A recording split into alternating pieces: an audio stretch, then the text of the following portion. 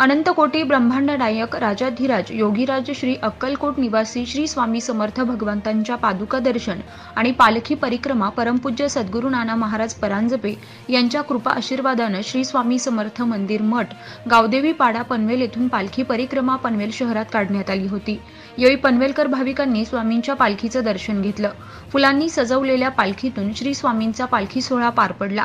यावेळी भजन मंडळासहित संतांच्या वाणीचा प्रसार करण्याकरिता बाल वारकरी बोधनाच्या माध्यमातून पनवेलमधील सर्व भाविकांनी व सर्व स्वामी भक्तांनी या पनवेल पालखी परिक्रमा दिंडी सोहळ्यात आध्यात्मिक सुखाचा आणि श्रवण सुखाचा लाभ घेतला।